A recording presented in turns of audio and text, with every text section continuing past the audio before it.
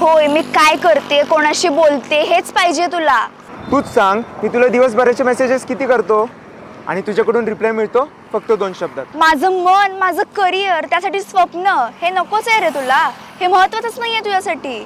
कधी कधी मला असं वाटतं ना की मी तुझ्यासाठी फक्त ऑप्शन आहे. आणि हेही सांग की नात्यात टाइम इन्व्हेस्ट करणं हा काही क्राईम आहे का? बस स्टॉप आलाय माझा, मी जाते. बसमध्ये गेल्यावर कॉल करते. Bye. Love you. Love you too. ए, तुला नाही बोलले मी. मी पण तुला नाही म्हटलो.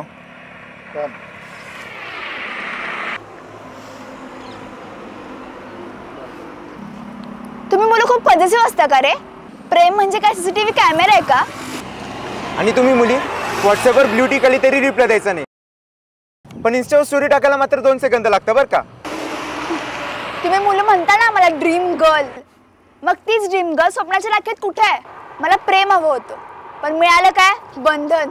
आणि आमच्या मुलांचं काय? आमचे एफर्ट क्लीनजी म्हणतात, आमचा केअर कंट्रोल म्हणतात. प्रेम करणं आमच्यासाठी चूक आहे का?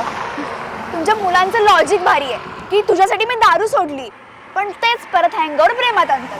आणि तुम्ही मुली म्हणतात आम्हाला स्पेस हवा आहे. तुम्ही रिलेशनशिप मध्ये आहात की नासाची ट्रेनिंग चालू आहे, जसे की तुम्हाला पूर्ण युनिव्हर्स एक्सप्लोर करायचं आहे.